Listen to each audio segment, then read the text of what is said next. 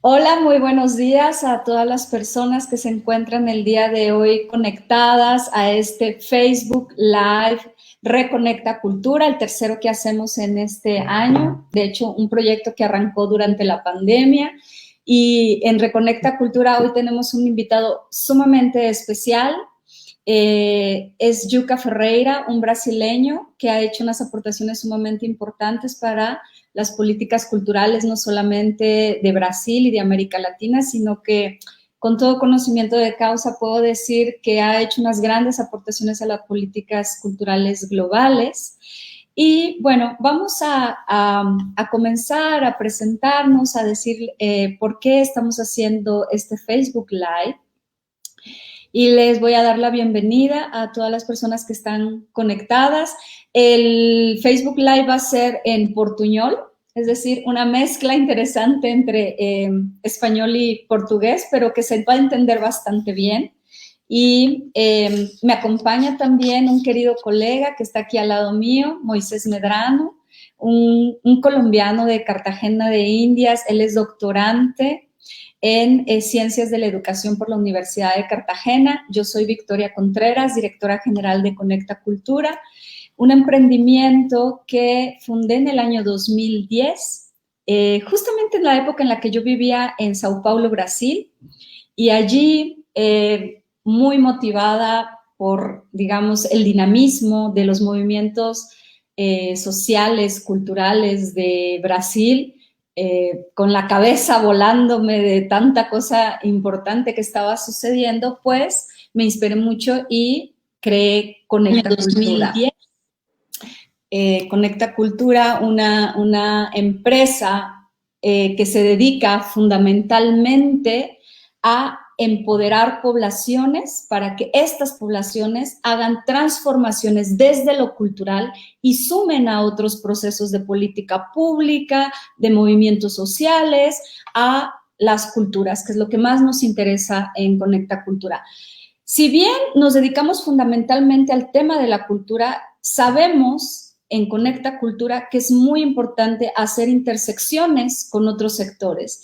Y es por esta razón por la que Conecta Cultura a veces, muy a propósito, se ha desplazado a otros sectores para contribuir, para hackear, digamos, desde lo cultural, porque lo cultural es muy importante y decir y poner en el centro del debate que la variable cultural también es sumamente importante para la construcción de esas sociedades que queremos, de esa convivencialidad, porque sabemos que todos los países tenemos unas problemáticas muy complejas y entonces lo cultural también tiene que estar ahí, no solamente sumando al debate desde el sector cultural, sino abriendo el debate a otros sectores de lo cultural para que la cultura efectivamente se comprenda no solamente desde las bellas artes, para que efectivamente se comprenda que la cultura tiene una gran aportación a cualquier construcción de política pública, a cualquier movimiento social del que queramos ser parte para que nuestras sociedades mejoren. Y hoy día todos nos encontramos a nivel global en una pandemia que nos, como dicen los españoles, nos pilló desprevenidos, básicamente. Y estamos ante retos que no nos habíamos encontrado antes, tenemos que repensarnos, tenemos que recalcular nuestra toma de decisiones y también tenemos que hacer un activismo importante, por activismo que se entienda, tomar la bandera de lo cultural y de la cultura y ponerla en el centro del debate de todas las agendas. Es que no nos va a alcanzar solamente con la cultura, tenemos que estar en el centro del debate de todas las agendas y de una vez y por todas, ojalá se entienda que la cultura es sumamente importante. Así que ahora le voy a dar la palabra antes de que aparezca nuestro invitado, que nos ha pedido unos minutos para que se conecte a nuestro invitado de Colombia, Moisés Medrano. Y luego les voy a presentar el CD de Yuka Ferreira y a Yuka Ferreira. Adelante.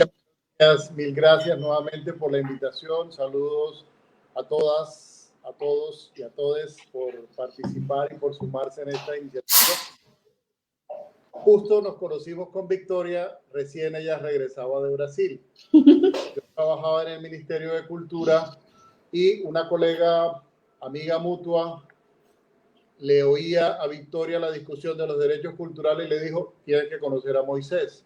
Y creo que allí hay un punto de partida muy interesante y es, estamos aquí hoy y nos encontramos en ese momento ya hace un tiempo bastante importante, justo a partir de la discusión de un debate que es un debate con mucho déficit en América Latina, que es el debate de los derechos culturales. Aquí en Colombia y en general en América Latina hay un profundo conocimiento de las expresiones y las manifestaciones culturales, porque las vivimos o las comemos o las usamos o estamos envueltos en cada una de ellas, pero al momento de la exigibilidad de los derechos se ha venido retrayendo ese campo, se ha venido especializando y son un grupo muy pequeño de personas quienes estamos haciendo las luchas por los derechos culturales, que es un asunto muy interesante. Entonces, ahí nos juntamos pensando en la cultura como un campo grande, en la gestión cultural como un oficio digno, en la posibilidad de articular proyectos de cultura y salud, de educación y salud, de trabajo comunitario y salud y cultura, de medio ambiente y cultura. Creo que todas esas intersecciones y esas fronteras tienen unas grietas para los campos culturales y necesitamos llenarlas de contenido e introducir enfoques que puedan ser comprensivos de la complejidad cultural y que puedan enfocarse a un asunto que es supremamente fundamental y es la generación de capacidades en lo local, de cómo las mismas comunidades ejercen su derecho a la voz, participan de manera activa y constituyen a partir de la cultura una plataforma gigante para su participación, porque, insisto, vivimos la cultura, comemos de las manifestaciones y expresiones culturales, nos alimentamos, nos vestimos de esas manifestaciones y expresiones culturales y hemos dejado de lado la lucha, la defensa de cómo los presupuestos cada vez son más pequeños, de cómo a veces se toman decisiones que no consultan a las comunidades y son generadoras, por el contrario, no de cohesión social, sino de conflictos y de irrupciones en los procesos de participación. Así que ese es el campo, Victoria, en el que nos hemos venido moviendo estos años y nuevamente muchas gracias por la invitación a acompañarte en esta agenda de trabajo. Sí, y bueno, ahora vamos a dar paso a leer el CV de Yuka Ferreira, en lo que nuestro querido Yuka se conecta porque está justo terminando una reunión, pero pronto va a estar aquí con nosotros. Y también contarles de esos años que yo estuve, fueron casi 4 años que yo viví en Sao Paulo, Brasil. Una anécdota bonita, muy, muy bonita de la primera vez que yo conocí a Yuka Ferreira. Anunciaron creo que en un periódico, él estaba en ese momento como embajador de Brasil en Madrid, y entonces venía a dar una charla a una librería bastante emblemática en Sao Paulo, la librería da Cultura, exactamente, en un predio muy importante que es el Conjunto Nacional en la Avenida Paulista. Y entonces supe que él iba a estar ahí y me fui. Yo vivía al otro lado de la ciudad, pero me fui porque me parecía que iba a ser muy importante estar ahí porque se hablaba de la democracia cultural. Así que esa fue la primera vez que yo conocí a Yuka en esa charla y lo que encontré fue, como muchos años antes no me había tocado escuchar a un político que hablara con mucho compromiso, más allá de la retórica, que es lo que les pasa a veces a muchos políticos. O sea, se reconocía claramente que Yuka estaba hablando de un compromiso por la democracia cultural en una Sao Paulo que en ese momento estaba burbujeante, brillando. Bueno, acá está conectado mi amigo Adriano Angelis, muchos saludos a Adriano y a Guido Marco también. Y ellos no me lo dejarán mentir. O sea, era una época, les estoy hablando del año 2010, en Brasil. Brasil se había convertido en la sexta economía, él todavía lo estaba dirigiendo como presidente Lula da Silva del Partido del Trabajo, quien desde que comenzó el primer mandato hizo una apuesta muy fuerte hacia las políticas culturales y la democracia en Brasil. Y hoy día podemos decir que muchos de los que en ese momento quienes vivimos o quienes estudiábamos las políticas culturales o ya vivíamos del trabajo de la gestión cultural, encontrábamos que Brasil se estaba convirtiendo en una punta de lanza de las políticas públicas más innovadoras, más entusiastas, más dinámicas. De ahí que hubieran proyectos nacionales como los puntos de cultura, el Vale Cultura, la virada cultural, el movimiento social de las culturas de Brasil, que además tenían un escaño dentro del Congreso y presionaban muchísimo cuando algo no les parecía que estaba adecuado y eran capaces incluso con un movimiento articulado muy grande de todo Brasil, con más de 2,000, digamos, personas articuladas en pequeños colectivos, más de 2,000 colectivos. Pues yo me acuerdo haber vivido en la época en la que Ana Buarque era la ministra, perdón, Ana de Holanda era la ministra de Cultura, y debido a una serie de inconsistencias que tuvo, pues este gran movimiento logró, digamos, colocar esa resistencia y poner en el ojo que eso no estaba correcto, y salió, ¿no? Ana Buarque salió. Exactamente, existió un Mercosur, también había una tendencia a los gobiernos de la izquierda, etcétera. Y bueno, sabemos que eso no pasa ahora. Inclusive ha desaparecido el Ministerio de Cultura de Brasil. Hace menos de 3 semanas desapareció el Ministerio de Bolivia. Y entonces, por eso dijimos, hablemos de qué está pasando en el continente con los ministerios de cultura, y este es el primer, digamos, el inicio de una serie de invitados que vamos a tener afortunadamente para hablar, digamos, de las principales políticas culturales en la región. Y doy paso ahora a leer el currículum de nuestro muy querido, y no lo vamos a negar, porque tanto Moisés como yo queremos mucho a esta gran persona que es João Luiz Silva Ferreira, más conocido como Yuca Ferreira. Yuca Ferreira es sociólogo con trayectoria profesional dedicada a la vida política y a las acciones culturales y ambientales. Ahora está llegando nuestro querido Yuca. Alô. Hola. Hola, qué alegría. Seja bem-vindo. Amigos mexicanos. Eu puse essa camisa em homenagem a ustedes. Oh, no sé, qué lindo, qué alegría, Granji. Ahora Yuca aparece de nuevo, porque entonces voy a leer. Desapareci de nuevo. ¿Mas por qué desapareció, Yuca? Aparece, por favor. Pero hay colombianos também. Também, tem muito colombiano. A força latino-americana está aqui, Yuca. Esse colombiano eu conozco.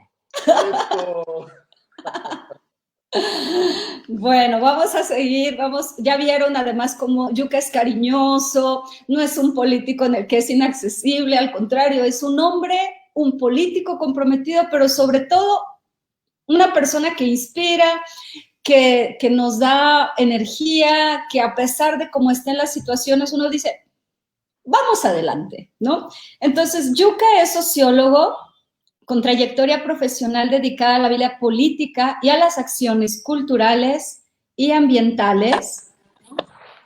Fue líder estudiantil de secundaria, fue elegido presidente de la Unión Brasileña de Estudiantes de Secundaria. Miren desde cuándo Yuca está haciendo acción, activismo e incidencia. A los 2 años dejó la carrera de Historia en la Universidad Federal de Bahía y se unió a la resistencia al régimen militar. Pasó 9 años exilado en Chile, Suecia y Francia. Estudió latín en la Universidad de Estocolmo, Suecia, y ciencias sociales en la Universidad de París, en la Sorbona, haciendo acción donde se graduó. Yuca, pode você apagar o microfone só para não generar eco? E depois coloca... ahí, está todo bien. En ocasiones fue concejal en Salvador, secretario de Medio Ambiente de la Municipalidad de Salvador, vicepresidente de la Fundación Onda Azul de la Sociedad Civil, en colaboración de la Agenda 21 Nacional. Durante más de 5 años fue secretario ejecutivo en la administración de Gilberto Gil en el Ministerio de Cultura en 2008. Fue invitado por el entonces presidente Luis Ignacio Lula da Silva a asumir el cargo de ministro de Estado de Cultura al frente del Ministerio de Cultura hasta el final de su gobierno. Durante los años 2011 y 2012 fue embajador especial en la Secretaría General Iberoamericana en representación de quien coordinó el Año Internacional de los Afrodescendientes. Es un currículo largo, pero que vale la pena que conozcan, sobre todo los amigos colombianos y mexicanos que quizás no tienen todavía esa grande comprensión de quién es nuestro gran invitado de hoy.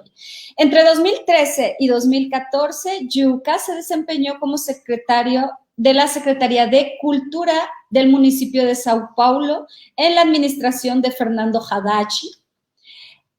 Fue resignado al cargo de ministro de Cultura por segunda vez en enero del 2015 a mayo del 2016 durante el gobierno de Dilma Rousseff.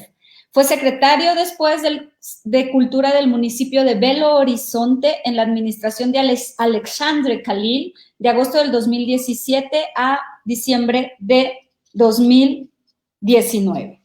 Así que este é nosso muito querido, estou muito contente, eu vou falar às vezes português, às vezes espanhol, esse portunhol que nos está unindo no mundo lusófono e no mundo castelhano. Então, estou muito contente, Xuca, é um grande honor que você esteja aqui conosco na Reconecta Cultura. Então, agora sim, eu vou apagar o meu microfone e vou dar a bem-vinda a você. Seja bem-vindo, Yuka.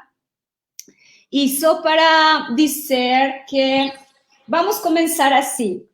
Xuca, você falou em uma entrevista 19 de agosto de 2015 en el periódico El País. No habrá desarrollo en Brasil sin desarrollo cultural. Y ahí habló de modernizar y democratizar la cultura para transformar a Brasil y a los países. Y también ha dicho que la cultura es una necesidad humana y es un derecho. A partir de esto, Yuka, por favor, díganos, ¿qué es la democracia cultural? ¿Cuál es la importancia de la democracia cultural en la vida nacional de los países? ¿Y cuáles son las aportaciones que desde estos puestos que usted ha ocupado, cuáles son las aportaciones que se ha hecho? Bien. Buenas tardes. Yo no hablo bien el español, yo hablo una especie de portuñol, pero me hago entender. Quería, en primer lugar, agradecer la invitación. Para mí es una alegría. Tengo hecho muchas lives acá en Brasil, 97 ya. Pero hizo algunas con América Latina, con Uruguay, con Argentina, con Ecuador, y ahora hablando con mi amiga Victoria de México y mi compañero ahí colombiano, que conocí su trabajo en el ministerio y quedé muy bien impresionado con la capacidad de diálogo y de invitación de los movimientos sociales para que hagan parte de la construcción de las políticas públicas. Impresionante. Eu lo conheci quando estava em La Cerribe, preparando exatamente esse evento das Nações Unidas de los afrodescendientes.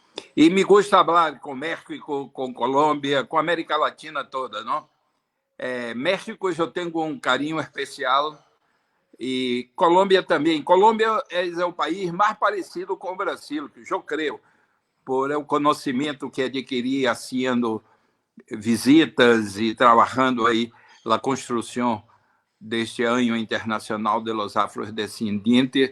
Fui muitas vezes em Colômbia e tenho uma expectativa muito positiva de Colômbia quando superar completamente o clima de guerra civil. Vai ser um país muito importante em América Latina. E México, vou contar uma história. O primeiro livro político que eu li foi Viva México, de meu padre, que me presenteou, me regalou. Eu tinha uns 10 anos. E eu quedei muito impressionado com a Revolução Mexicana. Incluso escrevi trabalho para a escola, onde eu dizia, se eu não fosse brasileiro, me gostaria de ser mexicano. Eu guardei essa coisa que escrevi e comentava o livro do Reed. Bem, a democracia cultural, para mim é mais fácil começar falando de lo que não é democracia cultural. A situação em Brasil é de verdadeiro apartheid cultural. Quando nós fomos para o Ministério da Cultura, Gilberto Gil era ministro, era vice-ministro, que em Brasil se chama secretário executivo. Nós pedimos ao IBGE, que é o órgão que produz as estatísticas e dados, um órgão oficial, não? Nós pedimos os dados de cultura. E o que vino não nos surpreendeu, pero é dramático. Mais de 80% dos municípios brasileiros não têm um teatro, uma biblioteca pública, um cine. Solamente 13% dos brasileiros vão ao cine, poucas vezes por ano. Pouco mais de 5% dos brasileiros entraram alguma vez na vida em um museu. E os livros lidos em Brasil era, não na época, 1,7 livros per capita ano. É mais baixo o nível de leitura do que na maioria dos países muito mais pobres que o Brasil de América Latina. Então, nós compreendemos a cultura como um direito. Incluso está aí em los direitos humanos das Nações Unidas, abaixo, assim, porque nós paramos na parte dos direitos materiais, não? Comida, saúde. Mas se formos até o final, tem aí direitos culturais, são direitos obrigatórios, civilizatórios, porque não há humanidade sem cultura, não há sociedade sem cultura, não há cidade sem cultura. A cultura é uma dimensão da vida humana. Então, é um direito e o Estado democrático tem a obrigação de prover as condições para o desenvolvimento cultural da população. Isto era dos 3 princípios mais importantes para nós no Ministério da Cultura. Era tratar a cultura como uma dimensão importante da sociedade, como a dimensão simbólica da sociedade. Então, tudo que é cultura, valores, tecnologias, sensibilidade, tudo isso é do mundo da cultura. Gilberto Gil, incluso, disse uma vez uma coisa que para mim é suficiente. Disse, tudo que ultrapassa o nível da praticidade, da funcionalidade e a produção humana é do mundo da cultura, porque tem significado. Então, nós tratamos de democratizar o acesso à cultura, pero não somente no sentido da fruição, pero também no sentido da expressão, o direito de se expressar, os meios para que a sociedade tenha que garantizar para que todos tenham possibilidade de expressão, o acesso à informação, a possibilidade que tenham de ter acesso aos livros. Então, os direitos culturais são muito amplos. Incluso a Unesco está fazendo trabalho com uma instituição suíça, uma fundação, no sentido de ir trabalhando todas essas dimensões de los derechos culturales. Entonces, nosotros trabajamos, derecho cultural es eso.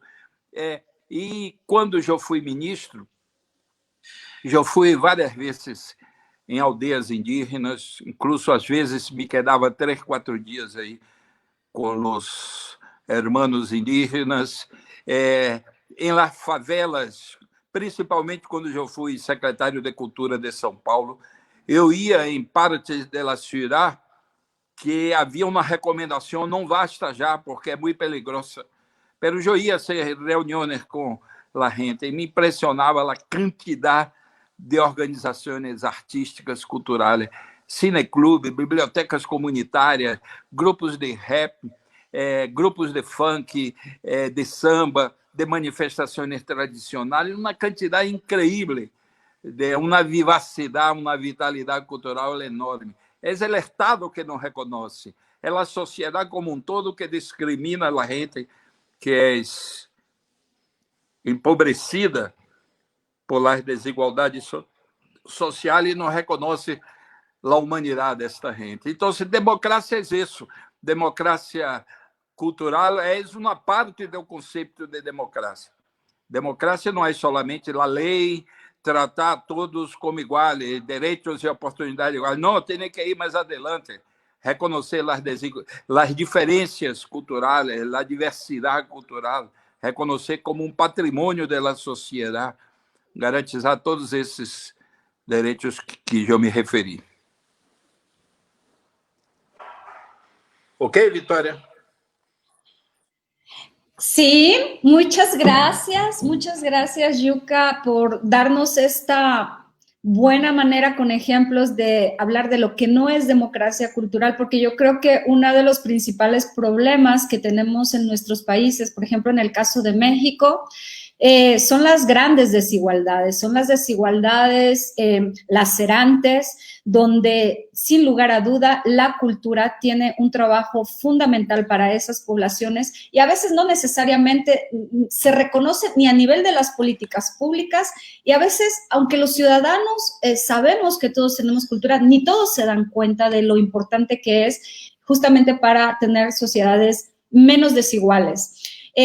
Una de las cosas que tú mencionaste ahora, Yuka, sobre el tema de la democracia cultural, tú hablaste que Gilberto Gil dijo cuán importante es democratizar el acceso a la cultura, el acceso a expresarnos y el acceso a la información. Y sobre eso solamente quiero decir a la gente que está escuchándonos que el 7 de agosto del 2020 Yuka escribió, y les recomiendo, aunque no hablen portugués, pues pegan el texto y lo ponen en el traductor porque se va a entender. Escribió un texto muy importante, un artículo que se dice: los demócratas tenemos que repensar la comunicación para enfrentar a la extrema derecha. Y también tiene que ver con un tema que acaba de decir Yuka, que es el acceso a la información y poder expresarnos libremente, pero apropiarnos de las herramientas comunicacionales para crear otro tipo de narrativas, porque sabemos que una de las cosas con las que tiene el mundo que luchar hoy día es contra las fake news, contra toda la desinformación que hay, que no ayuda. Y entonces, ¿qué nos queda a los ciudadanos? Y en ese artículo, Yuka, es muy claro, ¿no? Muy claro. Y me encantaría, Yuka, antes de pasarle la palabra a Moiso, que nos digas, ¿cuál fue el trabajo que se impulsó desde el Ministerio de Cultura o cuando estabas en los diferentes puestos, tanto en la ciudad de Sao Paulo como en Belo Horizonte, para trabajar con los colectivos, con los movimientos sociales de cultura desde el punto de vista de la comunicación para contrarrestar las fake news? ¿Nos puedes compartir algo? Primeiro, me gostaria de dizer que meu artículo já está traduzido para o espanhol. Foi publicado em Uruguai, em Montevideo. Eu vou enviar-lhe o link do artículo em castelhano. Mira, nós outros tínhamos uma preocupação no Ministério da Cultura de dialogar com todo o Brasil. Criamos vários mecanismos de comunicação e de participação. Mais importante que a comunicação, nós outros sentimos a necessidade de chamar a gente para participar da construção, da execução e da avaliação das políticas públicas de cultura. Tínhamos um trunfo gigantesco, que era Gilberto Gil, não? Donde Gilberto Gil legava era um frisson,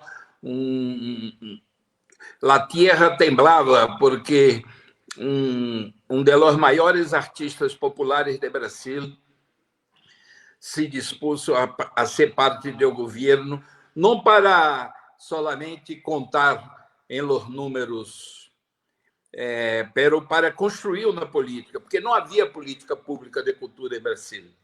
O Ministério de Cultura já existia há quase 20 anos e nunca havia feito nada de muito significativo. Então, nós tuvimos que começar. E para termos força, para chegarmos cerca do acerto, tínhamos que convocar a gente. O Brasil é muito grande, como vocês também, como Colômbia também, e um país dessas dimensões, não há possibilidade de sentar em uma silla em Brasília, tu tener a noção exata da importância de lo que a gente está haciendo, de las demandas, de las necesidades. Então, essa construção tem que ser coletiva. Eu não creio em política pública de cultura construída dentro de despachos públicos. Tem que ser em los processos participativos, em los seminários, em los conselhos.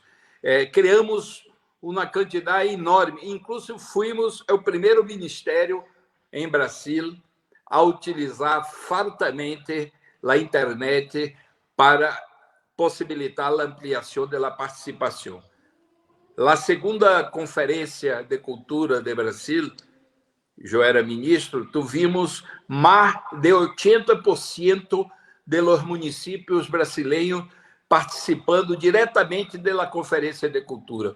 Lula chorou quando viu a estatística, estava sentado a meu lado e disse: Juquinha, ele me chamava de Juquinha, me chama, Juquinha, estou emocionado de ver que nossa preocupação com a participação está logrando êxito. Mais de 80% dos municípios brasileiros, incluso municípios dentro da floresta amazônica, com indígenas participando, com a gente de los palenques, los campesinos jovens, havia muitas organizações campesinas jovens participando da conferência, música sinfônica.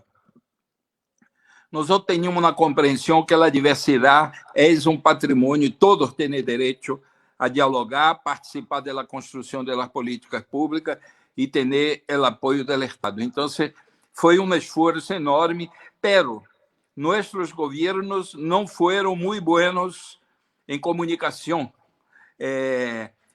Mujica, ex-presidente de Uruguai, outro dia, analisando Brasil, disse que nós não construímos cidadãos, nós melhoramos a vida da gente, pero construímos consumidores, porque não logramos ter uma política ampla de conscientização nesta mobilização inevitável quando entra um governo popular, e a gente apenas sentiu que melhorou de vida, pero sem aprofundizar a consciência de onde vêm esses benefícios que estamos tendo, de onde vêm os direitos que estão sendo institucionalizados. Não fomos bem-sucedidos, que se pode dizer, não tivemos logro nessa política. Então, estamos pagando um preço alto, porque nós não podemos nos contentar em apenas melhorar a parte material da vida da gente.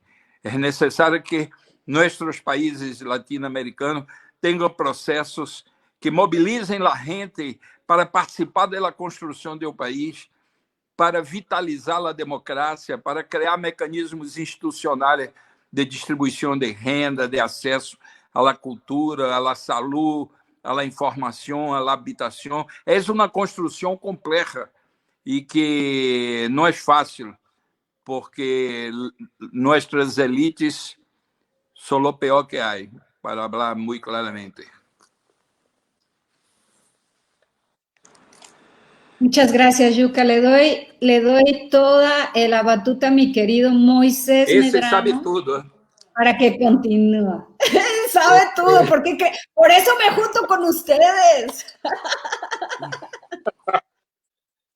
Y estoy aprendiendo. Creo que buena parte tiene que ver con los maestros y las maestras. Quiero tocar dos puntos, Yuka, y nuevamente a Victoria, gracias por la invitación, y Yuka, un placer nuevamente compartir.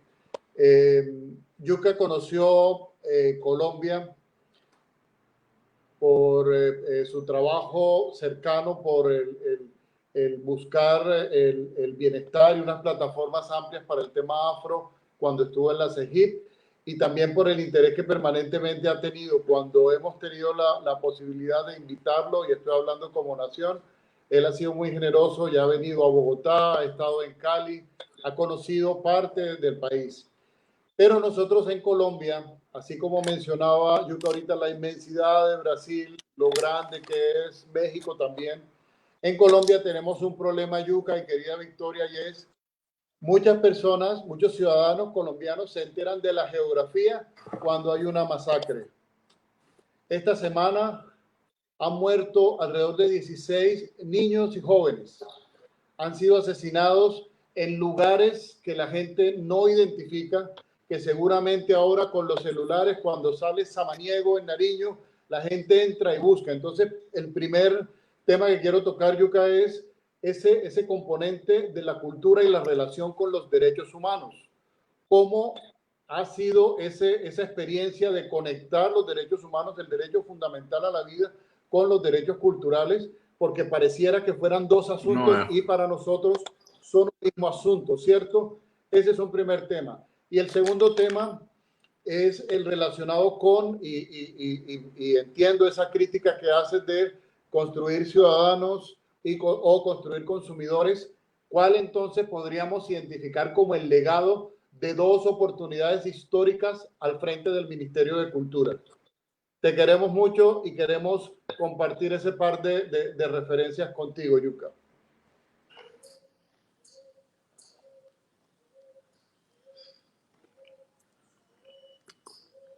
¿Soy yo? Sí. La construcción de la ciudadanía cultural tiene que tener una comprensión amplia para que nosotros logremos esto que tú hablaste de inicio. Los derechos culturales son parte de los derechos humanos. Não há possibilidade de tu pensar em gente que tem acesso ao consumo, que tem uma casita, pero sem pensar na humanidade dessa gente.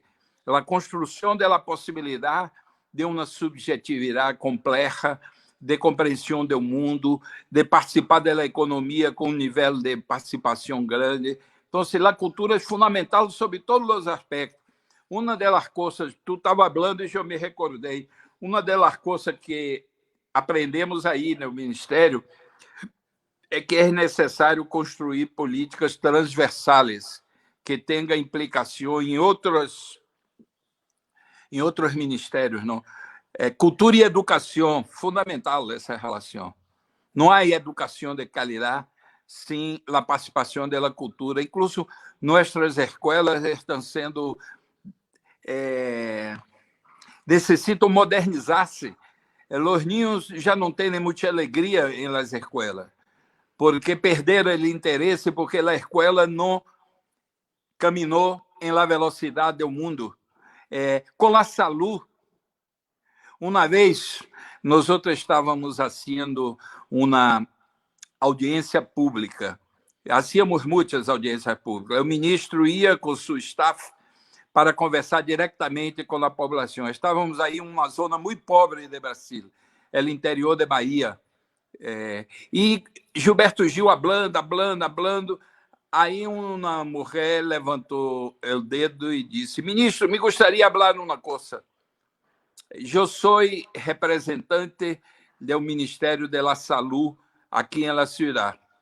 Eu tenho 2 anos de trabalho e vim para ampliar a aceitação por parte das mulheres campesinas del aleitamento materno, ou seja, a amamentação da madre, porque acá utilizam na harina que os niños quedam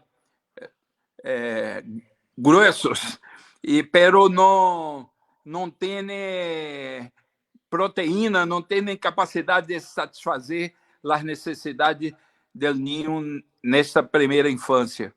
E eu não estou conseguindo avançar porque essa opção por este modelo de alimentação que abandona o peito da mulher é uma tradição cultural, tem implicações. Então, nós queremos que vocês, do Ministério da Cultura, nos apoiem na profundização do conceito de saúde.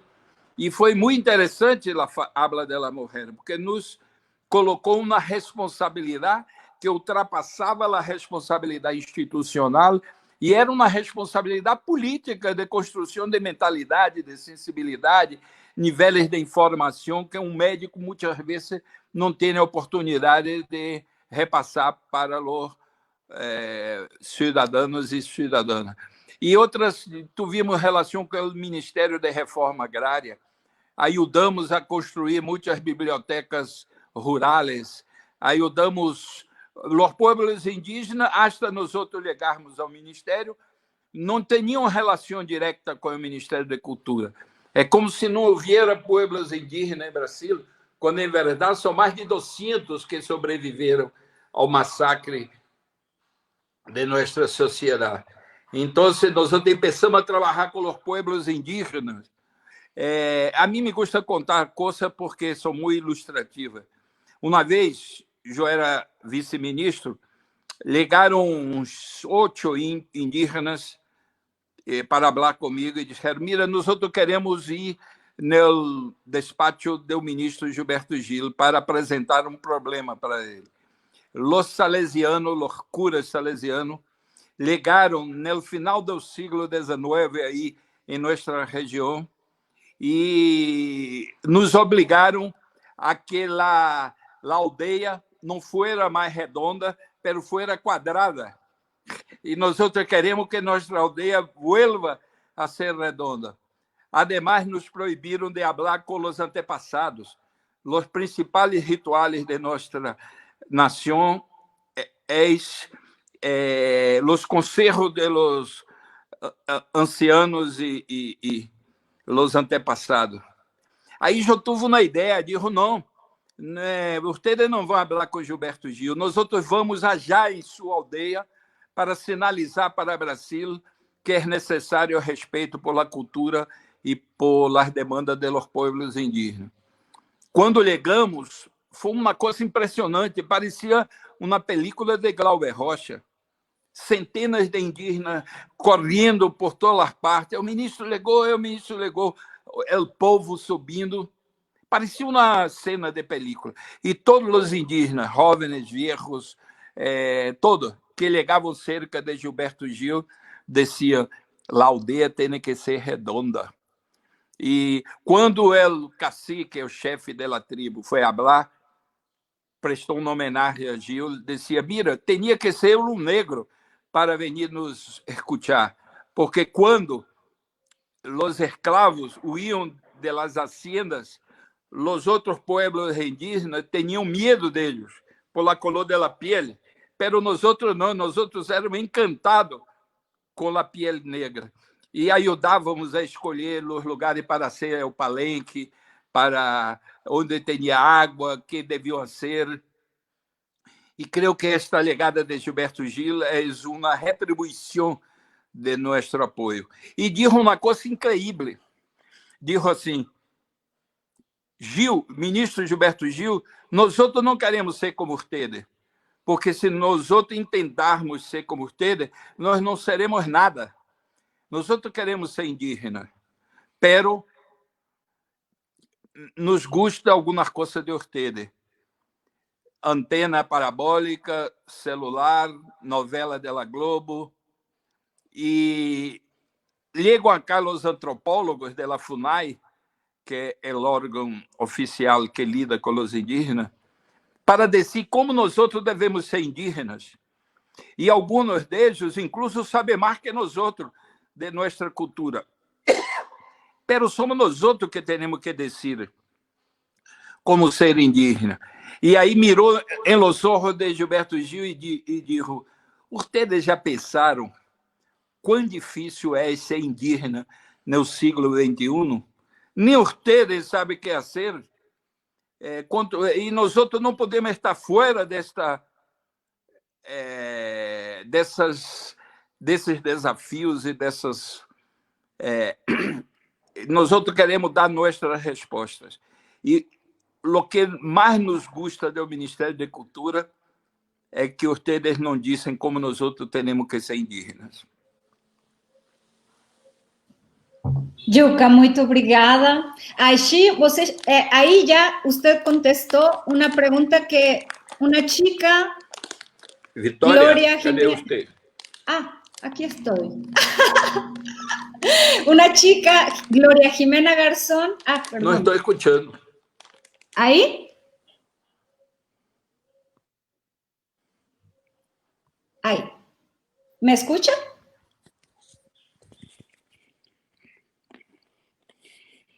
Perdón. Ahí, un segundito. Yuka, ¿me escucha?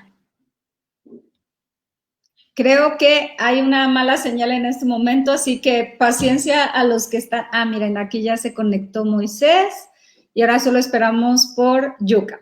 Bueno, acá Gloria Jimena Garzón. Gloria Jimena Garzón. De nariz. Sí, ahora. Ahora. Está. Entonces, Gloria Jimena Garzón nos dijo que se hiciera referencia a la construcción de políticas culturales en los territorios, y con los ejemplos que acaba de dar Yuka, me parece que ya contestó por adelantado un poco, y hay otra persona que te pregunta algo, Yuka. Juan Mauricio Arcaute te pregunta si puedes contar un poco sobre cómo fue el proceso de descentralización de las políticas culturales por delegaciones estaduales cuando estuviste en el ministerio. Mira, nosotros sentimos la necesidad de tener nuestra versión del Pacto Federativo de Brasil. Brasil já se chamou República Federativa de Brasil, pero em verdade é uma república extremamente piramidal. É o governo federal quem define tudo, praticamente. Em la Constituição de 88, por la primeira vez, os três entes da república, municípios, governos estaduais e governo federal, tiveram o mesmo rango de importância.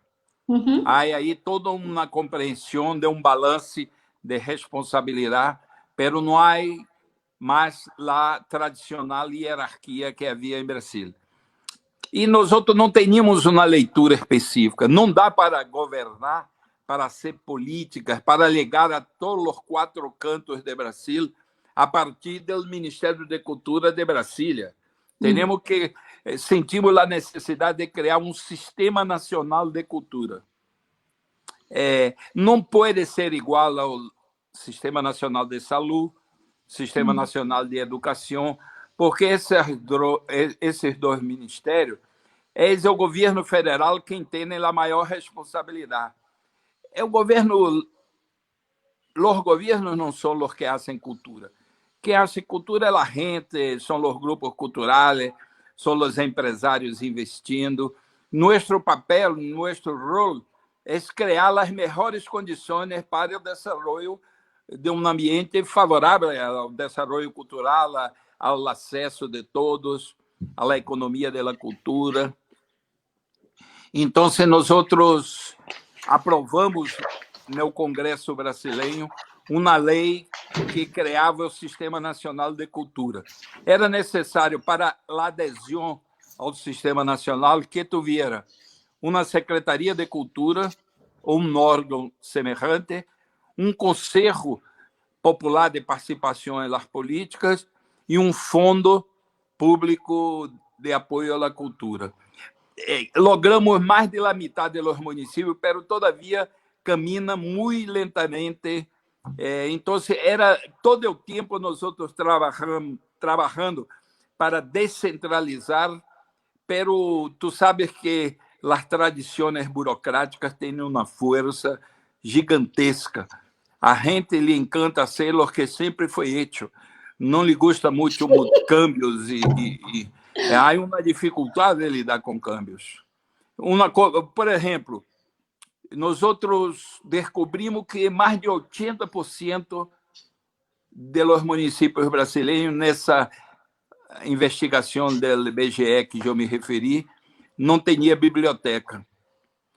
Nós zeramos municípios sem biblioteca. Todos os municípios brasileiros passaram a ter uma biblioteca pública financiada por nós e com o compromisso da renovação permanente do estoque de livros. O município tinha que ter solamente, no mínimo, 2 funcionários cuidando da biblioteca. Tu sabe que 8 meses depois, mais de 300 municípios brasileiros já não tinham a biblioteca porque o alcaide não creia que era importante e havia sacado seus funcionários, seus 2 funcionários daí.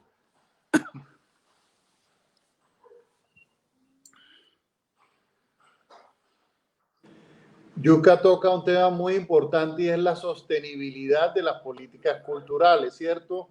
Ahí es donde nos da la cabeza muchas vueltas, porque son proyectos que tienen fuerza, que invitan a la ciudadanía, que tienen músculo, que tienen funcionarios que los empujan, y al cambio de gobierno entra como si fuera el mito de la creación. Todo empieza a funcionar nuevamente.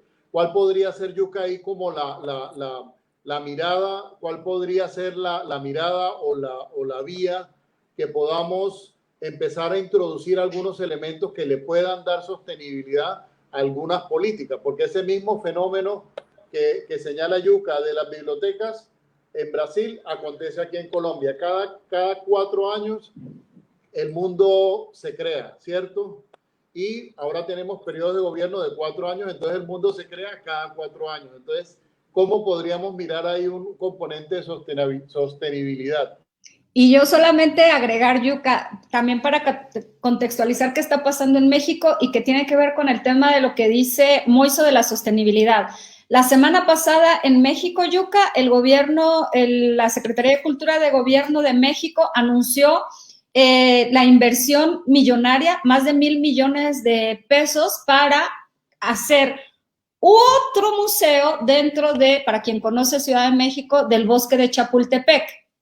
El Bosque de Chapultepec está en un enclave territorial donde hay mucha infraestructura cultural y ya existen 12 museos por lo menos, y dentro del propio bosque, un poco como en Ibirapuera, en Sao Paulo, hay por lo menos unos 4 o 5 museos, y entonces estamos en una pandemia, miles de trabajadores de las artes y de la cultura en México desempleados, sin ingresos, viviendo situaciones al límite, y entonces nuestro gobierno anuncia la creación de una infraestructura multimillonaria que va a curar un gran artista contemporáneo mexicano que se llama Gabriel Orozco, pero que sentimos que no tiene ningún sentido con lo que está pasando en este momento, y que además, para que la sostenibilidad de aquello se permanezca en el tiempo, así como necesitas una inversión millonaria de 1,000 millones, para tú sostener un museo como ese necesitarás muchísima plata, ¿no? Que no está siendo dirigida, digamos, a las necesidades más apremiantes que tiene nuestro sector. Así que solo quería hacer esa acotación porque, claro, muchos de la gente del sector cultural y artístico estamos un poco ofendidos o muy ofendidos por este anuncio. Sí, a veces nuestros gobiernos, mesmo los mejores, não tem uma compreensão clara da importância da cultura. Isso acontece em toda a América Latina. Às vezes é um bom governo comprometido com a gente, querendo desenvolver os direitos, atender as demandas e satisfazer as necessidades da população. Pero quando chega em cultura, queda encantado con los artistas, con las posibilidades de visibilización de sí mismo, ¿no?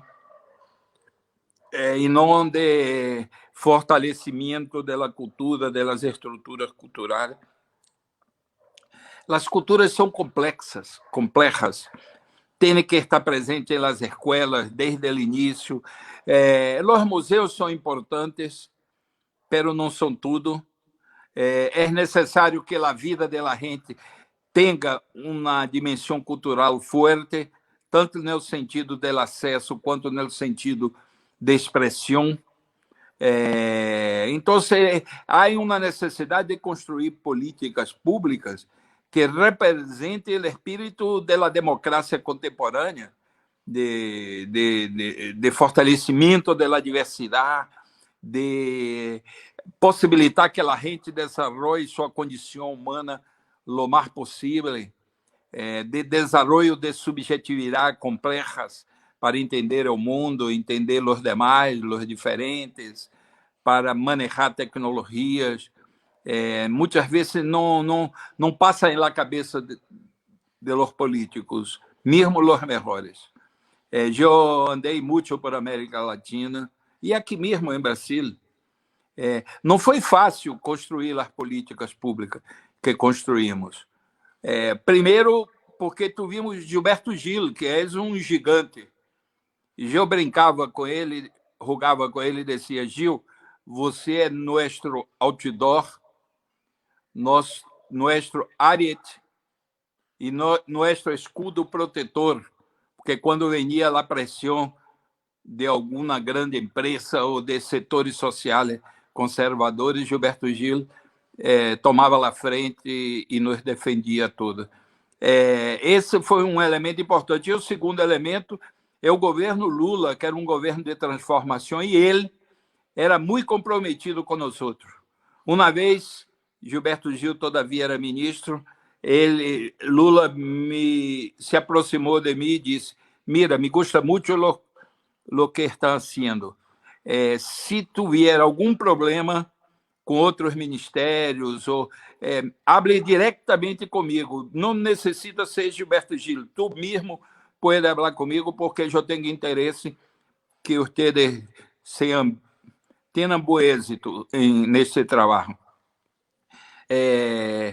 Essa região da Cidade de México que tu hablas é onde está o Museu Antropológico, ¿sí? A região é muito bonita. Sí, es muy bonito. E esse museu é espetacular. Não deve nada aos museus europeus. No. Bueno, ahora quieren construir uno más y con una inversión multimillonaria, donde creemos que no es necesario, porque ya hay 12 museos, Yuka, en esa área. Y estamos en una situación de pandemia como en todo el mundo. Tú sabes que el sector de la cultura y las artes ha sido de los más débiles, frágiles, golpeados, y hay un activismo fuerte, y voy a retomar ahora el tema del activismo, porque cuando Moisés y yo nos reunimos para acordar algunas preguntas que te íbamos a hacer, nosotros reconocíamos muchas cosas en ti como político, como representante que has sido público del sector cultural en tu país, y inclusive cuando estuviste como embajador, pero algo que era un sello de Yuka Ferreira es que Yuka Ferreira es un activista de la cultura, un entusiasta, un alegre activista de la cultura, y decíamos que tanto en Colombia como en México algo pasa con la palabra activista que les da miedo, Yuka, cuando es como que muy difícil que la gente se asuma como activista cultural, mismo trabajando en las artes y en la cultura. Y entonces queríamos que nos explicaras un poco, y que inclusive a ver si se inspiran quienes nos están escuchando, de volvernos un yuca, que haya muchos yucas, que seamos unos activistas de la cultura desde ahí, desde el pensamiento crítico, la alegría. Ya lo están viendo. Tú dijiste que te pusiste una camisa porque hablabas hoy con México. Yo no lo dije, pero yo traigo puesto un vestido brasileño que compré en Brasil, y fue en honor a esto, a ese Brasil que yo amo. Me puse una flor porque porque traigo a Brasil en el corazón y fue también una manera. Y pero Moise ahí con... Y Moiso con la pulserita. Entonces, cuéntanos del activismo cultural, Yuka. Dinos por qué Mira, es importante. yo no empecé ministro, ¿no? Yo tengo estrada. Yo empecé en los movimientos culturales, cuando tenía más o menos un...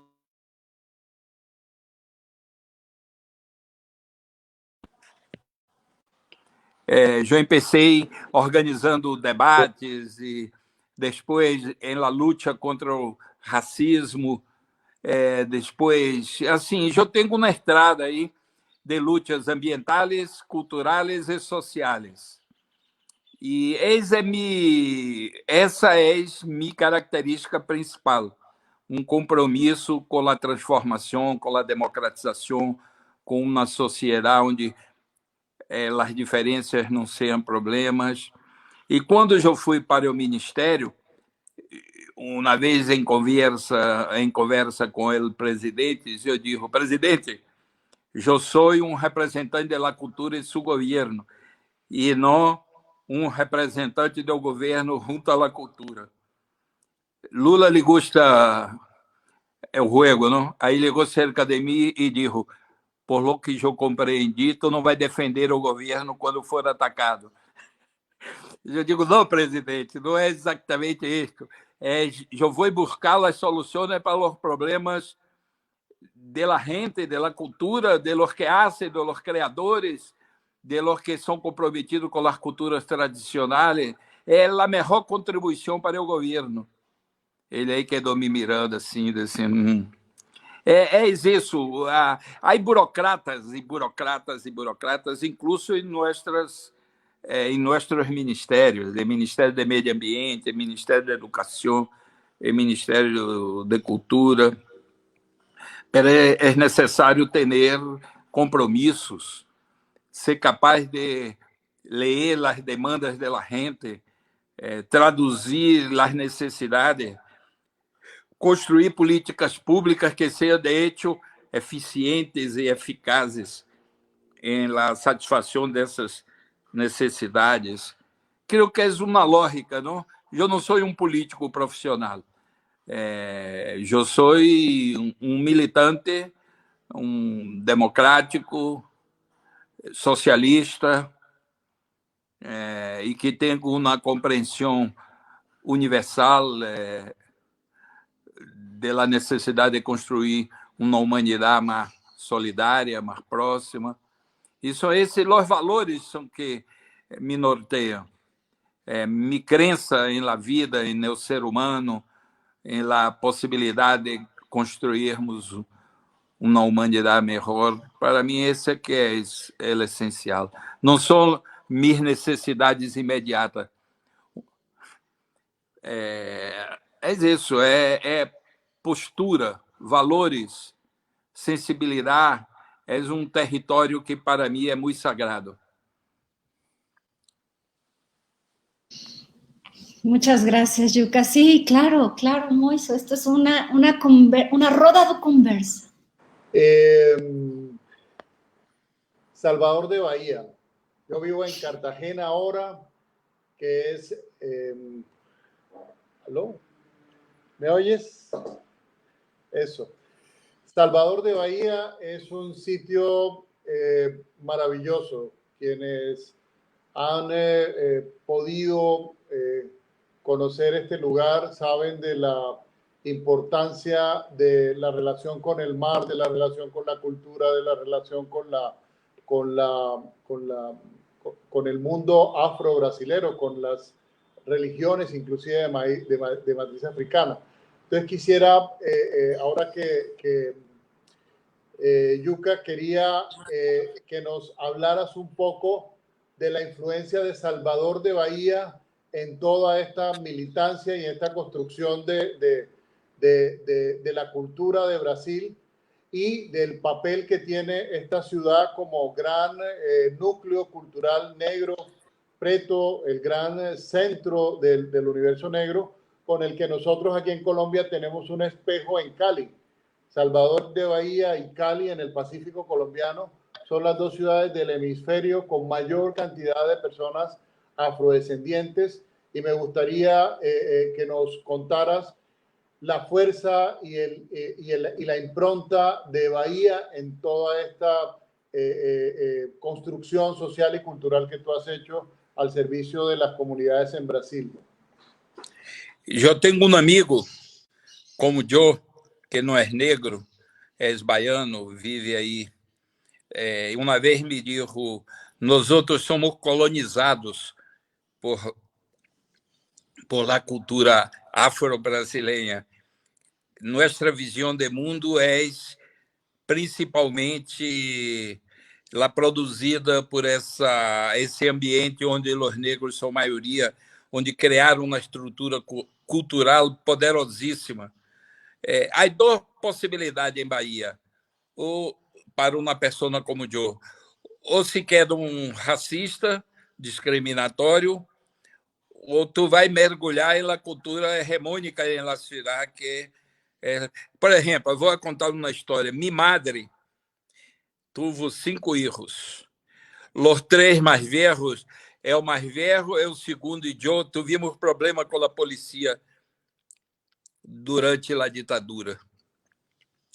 Minha madre buscou el advogado, pero foi uma madre de santo para ver se poderia livrar seus filhos da persecução policial.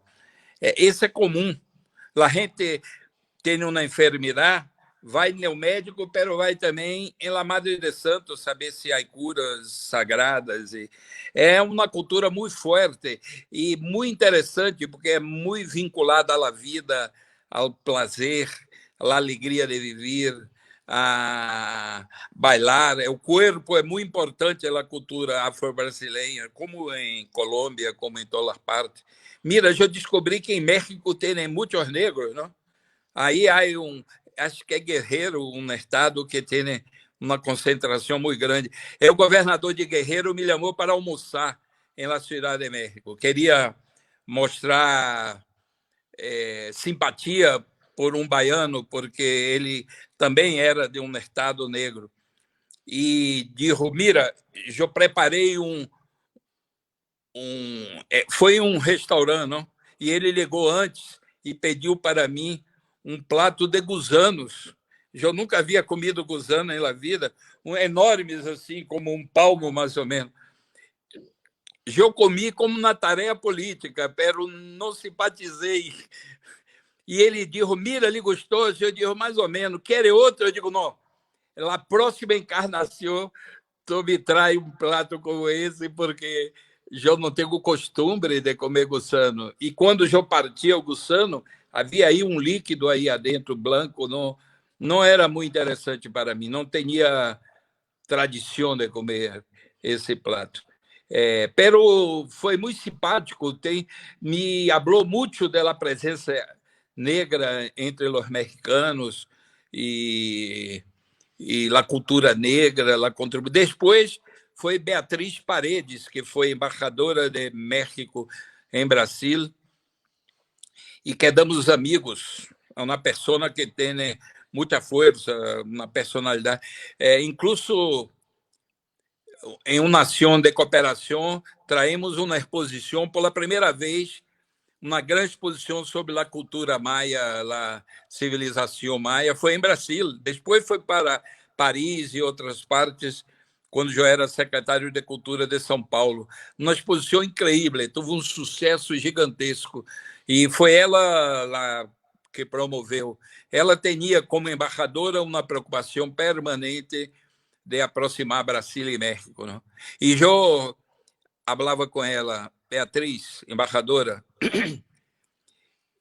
México tem que olvidar seu vecino, tem que mirar para nós outros. Se Brasil, México, Colômbia, Argentina, Uruguai se unem, nós outros criamos a América Latina, famosa em versos e prosas, pero e ela disse, essa é uma construção difícil, pero é a grande missão de los mexicanos serem latino-americanos. E eu tinha assim, diálogo permanente com ela sobre as relações políticas de América Latina, como tenho com os uruguaios, tenho com os argentinos, estive muitas vezes em Colômbia e descobri, aí haciendo esse evento das Nações Unidas, que temos muitas coisas em comum, muitas.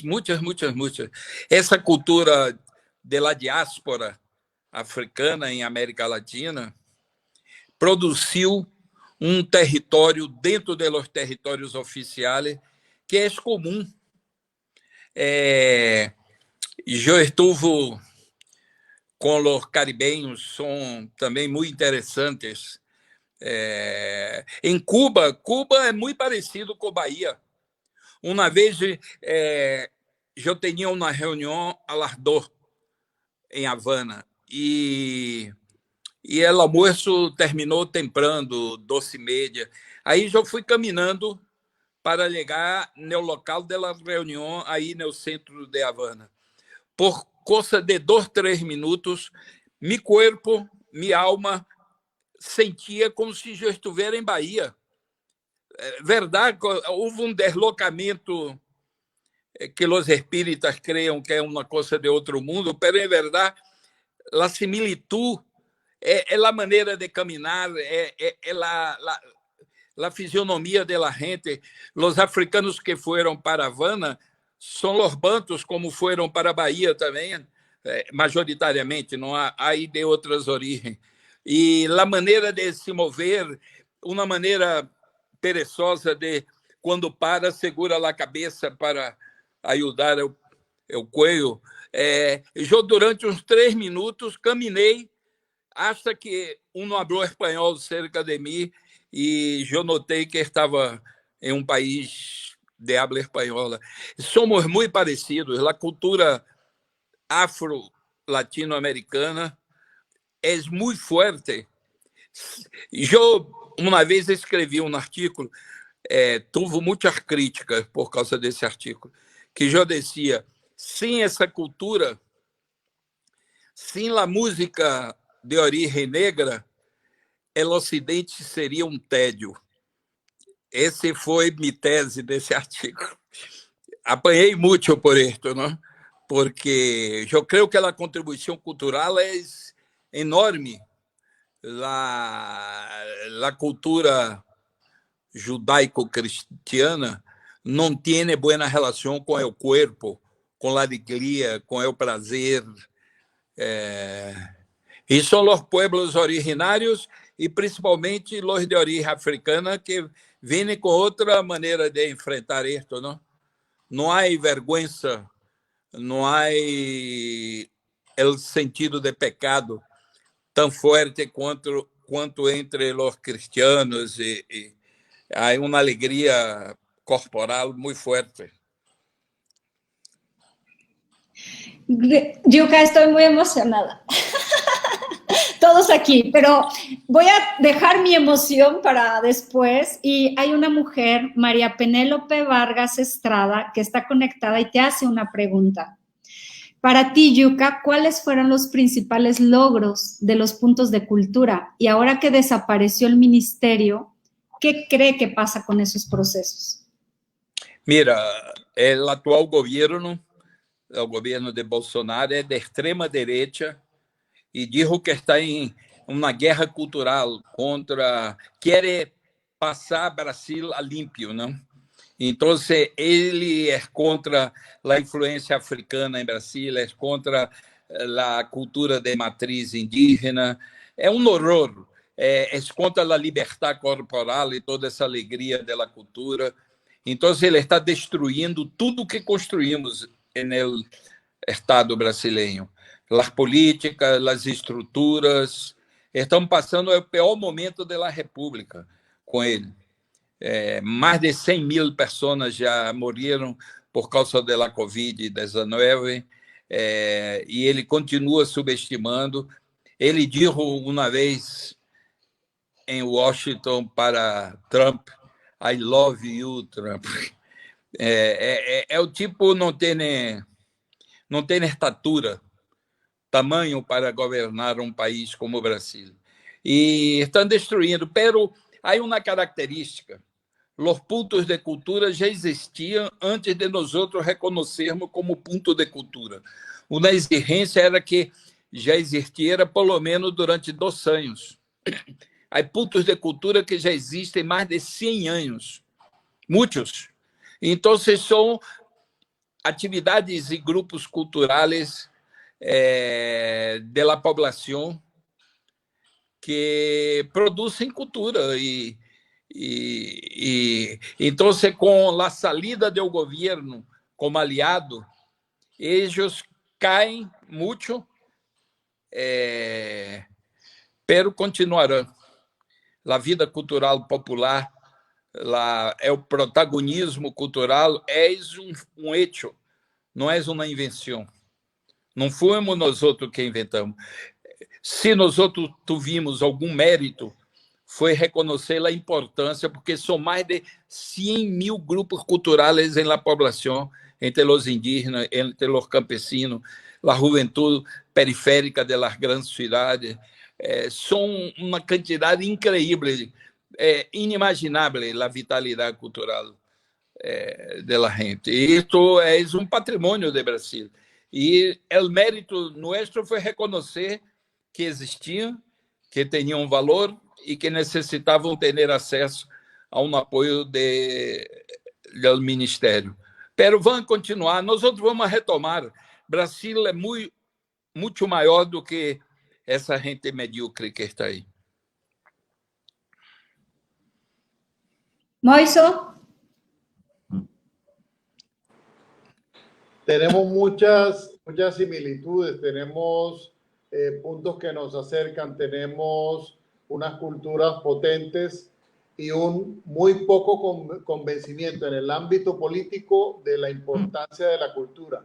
¿En qué radica el poco convencimiento de los políticos en la importancia de la cultura? ¿En qué radica? Enormes. Eu estuve aí em Cali e fui a um festival de cultura popular muito grande. El Petronio Álvarez. Exato. Tomei aí uma bebida que sirve aí, que é muito boa. Que se llama Biche. Biche. Que ahora es patrimonio de la nación. Opa, merece.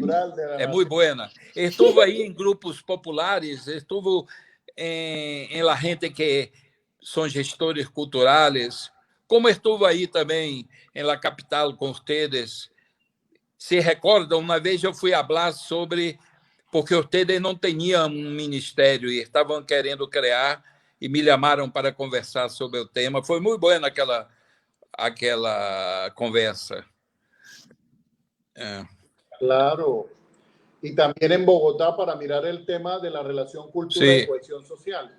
Pero no obstante todos esos esfuerzos, todavía, cada 4 años, los políticos comienzan el mundo de cero, como si fueran Adán el día de la creación, poniéndole nombre a todo, queriendo construirlo todo. ¿Cómo hacemos para que los políticos puedan también tener ese convencimiento? Beleza. Eu estava aí em Bogotá quando houve aquela grande marcha pela paz. Eu fotografei, eu tenho como 30 fotos muito boas da gente. Me impressionou como havia gente da população pobre mesmo querendo paz, querendo o fim da guerra, querendo reconhecimento de direitos de los transplantados, se chama assim? Reincorporados. Sim, mas pero los que... Desplazados. Como? Desplaçados, los desplaçados. E eu conversava com a gente, me impressionou muito o compromisso com a paz. A dificuldade da paz não está no povo. A dificuldade da paz está na política. A gente que hace política não tem consciência da importância para a Colômbia da construção de uma paz e da aceitação da diversidade e a aceitação de que a democracia é para resolver problemas, não é para apenas votar. Tem que encaminhar as soluções e Y por esto la mejoría es posible en la democracia. Pero ustedes van a encontrar el camino. Espero que no demore mucho, ¿no? También, yo también. Yuka, nos estamos acercando hacia el final, pero no queremos dejar de preguntarte una cosa. Si tú pudieras dedicarle unas palabras para México y para Colombia en materia de la construcción ciudadana a partir de la cultura, ¿qué les dirías? Diria que tiene que convencer a las fuerzas políticas de incluir em seu programa político o desarrollo desta cidadania cultural, de políticas culturais. Não há possibilidade mais de construir democracia em América Latina sem ter componente muito forte de construção de políticas públicas de cultura, porque é uma necessidade básica, importante para a gente. Então, é preciso ter estruturas como um ministério, pero que funcione, que haga políticas, que reconozca os direitos e as necessidades e demandas da população, que construa e institucionalize direitos culturais, que cree acesso à cultura para toda a gente. É uma necessidade. Pero me gostaria de dizer uma coisa antes de terminar. Nós outros cooperamos pouco entre nós outros. Sí. Os países latino-americanos são muito cerimoniosos em la relação uns com os outros. É necessário aprofundizar a cooperação, construir territórios de reflexão comuns, de cooperação, de espaços de investigação. Eu tentei muito, pero duas coisas. A coisa é muito lenta. Tu habla, toda a gente queda encantado, pero não acontece nada. Continua tudo igual. Habla, toma la foto y sale la foto y se publica y no pasa nada. Sí, señor. Creo que incluso a sociedade civil tem que começar a ter contactos horizontais, diretos, conversação, lives. Precisamos fortalecer a América Latina em um nível que todavia não hicimos. A cooperação mesmo, o diálogo, a construção de processos de reflexão e de construção de políticas públicas. Vitória, tu tem contato com Canclini? Sim. Dê um abraço nele. Me gosta. Eu fui aí em seu centro cultural que ele dirigia, não sei se todavia dirige. Ya no. ¿Ya no? Pero yo le doy el abrazo y le recuerdo para que estemos todos en contacto. Ok. Sí, pero mira, esto que tú estás diciendo, Yuka, me parece fundamental. El otro día yo estaba en un live del gobierno colombiano y hablaban sobre el tema de qué pasaba con la cooperación cultural. Y una de las limitaciones son las de siempre. Sabemos que la cooperación tradicional no contempla el acceso directo entre ciudadanos, o como en este caso. ¿Sabes que mucha gente estaba tan sorprendida porque Yuka Ferreira, el gran Yuka Ferreira, iba a hablar con nosotros en Reconecta Cultura? Y cuando a mí me preguntaron, ¿y cómo fue? Y yo, pues, le pregunté y le mandé una carta, él dijo que sí. Pero también es un tipo de político, Yuka, que sabe y está consciente que la cooperación ciudadana, para mí, yo estudié Relaciones Internacionales y lo sé, la cooperación cultural hoy día tiene que ser ciudadana o no va a pasar nada, porque justo lo que estabas diciendo, los procesos burocráticos que acontecen dentro de las instituciones públicas hacen que todo sea muy lento o que todos solamente los temas se restringen a los temas de interés que tiene la agenda pública, política en ese momento. Sin embargo, el que ahora, bueno, estamos hoy día en un live conectados bajo una plataforma que es de acceso gratuito, contigo, en un diálogo directo que nos ayuda muchísimo a quienes hoy día están conectados y quienes lo verán después, a darse cuenta que el poder de la ciudadanía siempre ha estado ahí y que tenemos que ponerlo por encima de todo el tiempo, todo el tiempo, y que estos diálogos no directos nos van a ayudar a crear nuestro espacio de resistencia, porque estamos resistiendo, la cultura y las artes están resistiendo, no solamente en México, no solamente en Brasil, no solamente en Colombia, en Uruguay, estamos en una situación de resistencia, de emergencia, porque nos encontramos en una situación muy, muy desafortunada, antes de la pandemia incluso, no tiene que ver con la pandemia,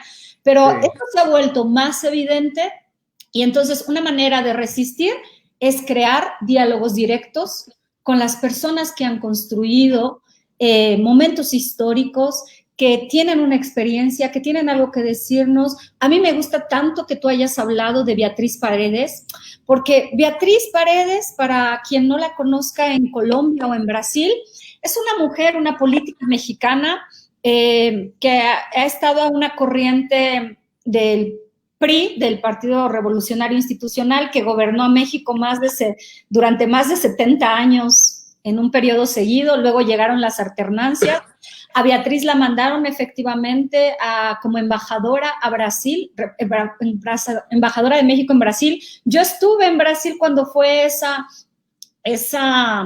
exposición de las mayas de la que habló Yuka en el Ibirapuera, y yo estaba muy sorprendida. Inclusive cuando yo llegué a vivir a Brasil, que era el 2009, yo decía, ¿por qué las relaciones México-Brasil están tan distantes? ¿Por qué no hay más presencia de Brasil en México y de México en Brasil? Porque es que somos tan parecidos. Tú lo decías, por ejemplo, yo, a mí me falta muy poco para ser negra. Yo quisiera ser negra, pero tengo un espíritu de negra porque mis abuelos son del puerto de Veracruz y ellos tuvieron amoríos con la gente de La Habana, Cuba. Y entonces yo tengo tíos que son como Moiso, ¿no? O como mucha gente en Bahía. Yo no salí tan negrita, pero gracias al cielo, en mis genes hay la alegría. Cuando yo llegué a vivir a Brasil me pasó lo mismo. Yo decía, no sé qué me pasa, que la primera vez andando que conocí Brasil fue en Salvador de Bahía, y yo iba caminando, no hablaba portugués, esto era año 2005, y pasé afuera de una tienda de discos, y lo primero que escuché, me regresé porque era una música que yo no conocía, pero que me atrapó profundamente, y era Asa Branca de Luis Gonzaga. Y era la primera vez en la vida que yo oía a ese hombre, no entendía nada de portugués, y esa música se me metió en el cuerpo y pasó algo como lo que le pasó a Yuka. Era como tener un momento de, ¿qué me está pasando? Está batiendo mi corazón. No sabía por qué.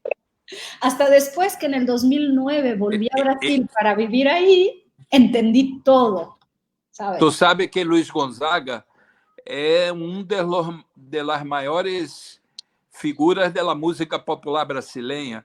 Puso o Nordeste brasileiro no mapa cultural do Brasil.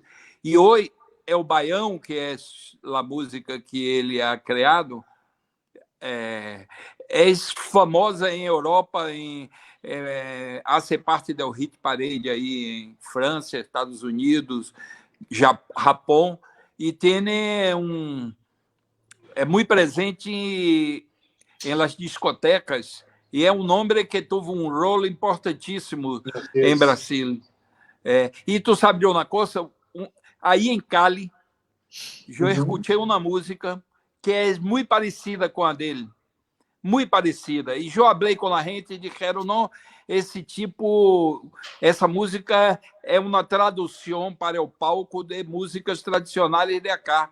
É coincidência serem tão parecidas. E eu comprei um CD e regalei para Gilberto Gil. E ele escutou e disse, mira, somos primos mesmo. Sí, pues yo solamente quería decir que estoy muy agradecida, Yuka, por esta cooperación directa en la que has accedido a ser muy generoso y con mucha alegría para hablar de la importancia de construir ciudadanías culturales y de no perder nuestra potencia, de mantenernos críticos, de resistir a unos gobiernos que nos han tocado han tocado fuerte, ¿no? Porque nos han demostrado que no han sido capaces de defendernos en una pandemia, ¿no? Cuando lo merecemos como ciudadanos, inclusive los ciudadanos los que trabajamos en el sector de las artes y de la cultura.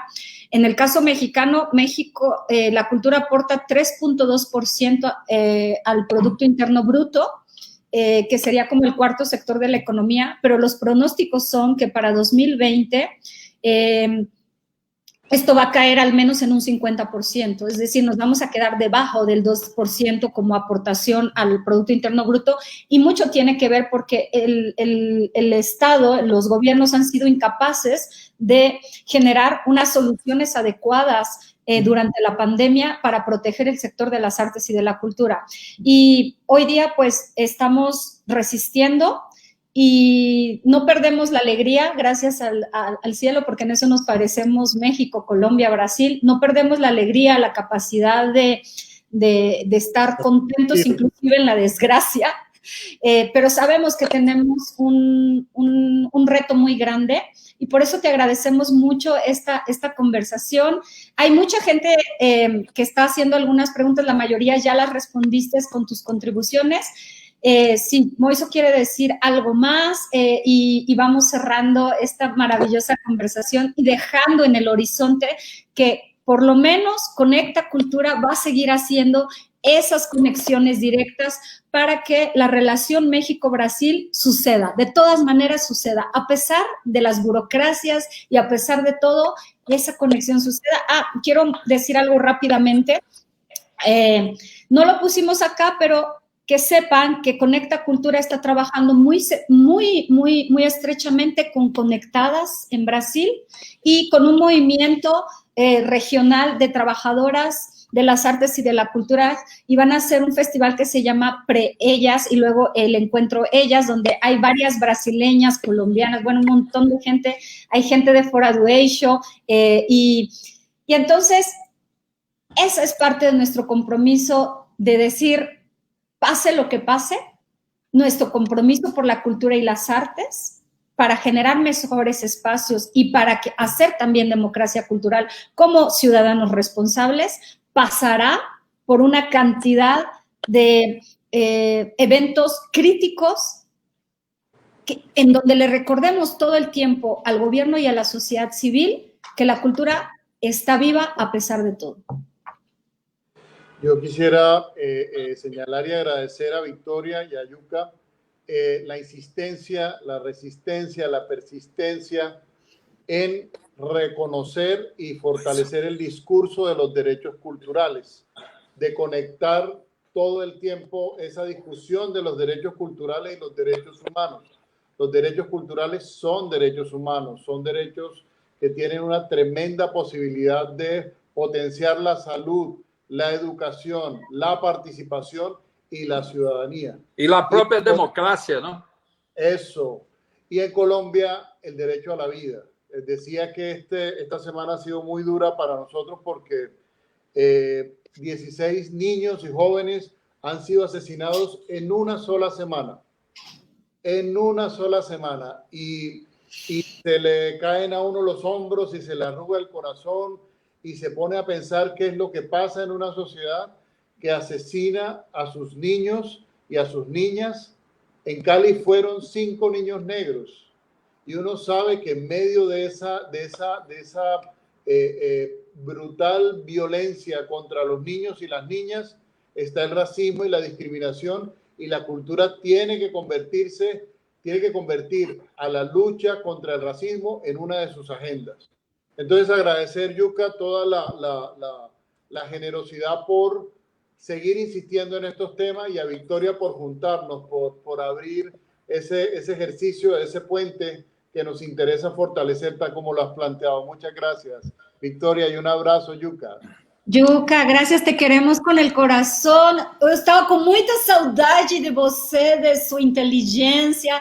Muito obrigada pela generosidade, pelo carinho. Eu amo muito o Brasil. O Brasil está no meu coração e vou fazer tudo o que eu tenho que fazer para continuar essa ponte, esses diálogos pelo Brasil, Colômbia, México, porque a América Latina, nossa, É uma potência. Perfeito. Mira, e dentro desta ideia, temos que